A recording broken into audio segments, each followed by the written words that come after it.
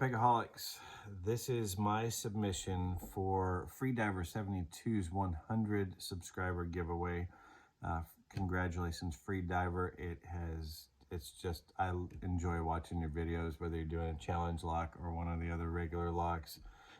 Always fun, and you make some great challenge locks. For example, I happen to have one here.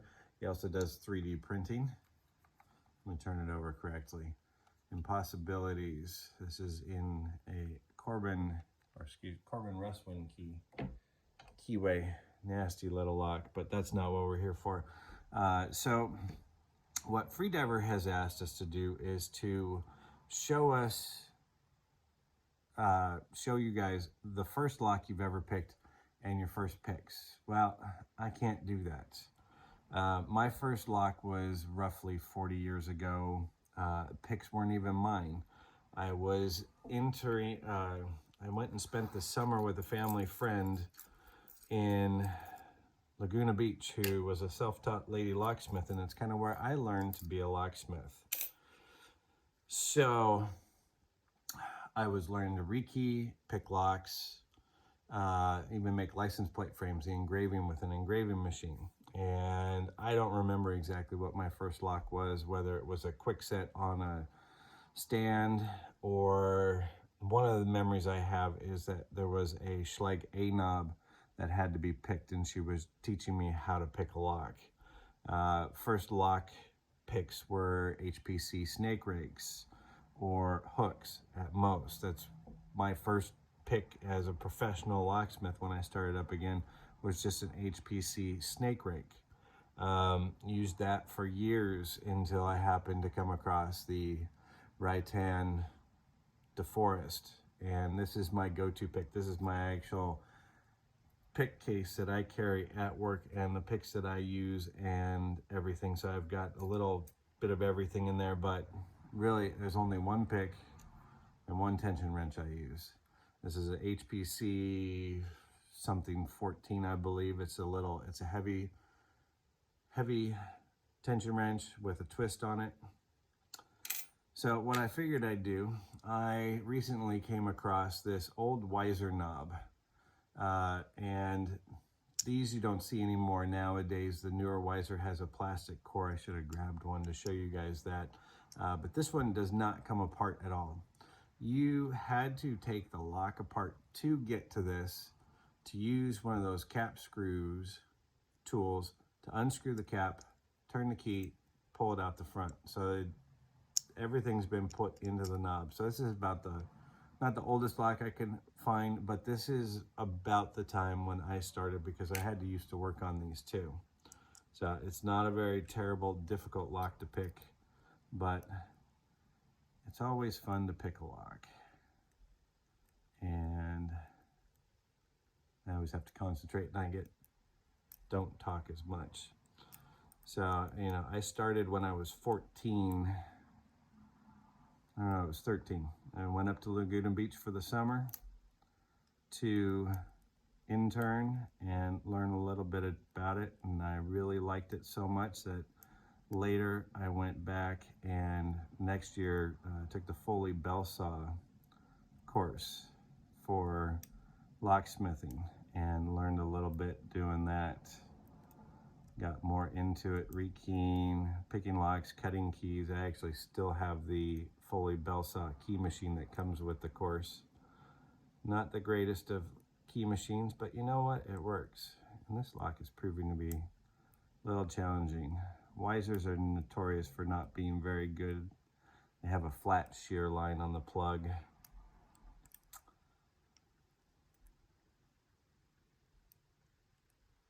And not the greatest of tolerances, but they're not always the easiest thing to pick, especially when you pick it in your hand. Oh, come on. Well, I'm going to tell another story and continue to pick, and hopefully I get it, because I picked this before. One of my memories of being and starting was a really interesting day. The lady, Lynn was her name. It was Lynn's Locksmith. I'm not even going to say the year, because that'll date me too much. Um, got a call, tow trucks, and couldn't get into a Corvette. It was a Stingray Corvette, and Corvettes are notoriously hard to open.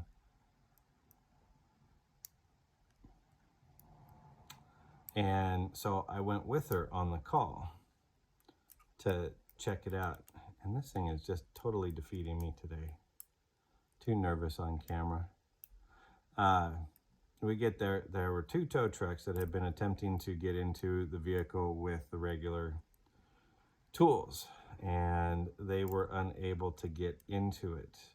Well, what I noticed she walked up to the passenger door and looked inside the car, and then walked back to her van, grabbed Curtis key clipper and 4 of the GM car blanks for the doors. The doors and ignition are different keys. She was able to see the key hanging in the ignition because it wasn't hidden, it was in full view, read the key from across the car on the inside, and cut a key and opened up the car. It's just kind of a neat thing to see and experience, and I had used that trick more than once on my own, and this lock really does not want to pick today. Should have lubed it up beforehand. But sight reading a key from afar is a valuable technique. GM is a lot of fun. Many of you might not know it, but GM vehicles at the time actually used a sidebar lock in their door locks and ignition, and you couldn't pick the locks themselves. You know what? Let me stop talking and start picking. This is crazy. I was practicing with this a couple days ago, going, this will be a perfect lock. And it'd fall open in 30 seconds. And then trying to get on camera, I'm 7 minutes in, this is too long. I'm sorry, Freediver, I can't pick this lock today. So that is my story and my entry for Freediver for his 100 sub giveaway. Freediver, congratulations on the 100 subs. I've seen you've gone well past that now. So that is it, and one unpicked Weiser. I can pick crazy challenge locks, but one little Weiser knob is just defeating me today. So have a good evening, Pickaholics. We'll see you on the next one.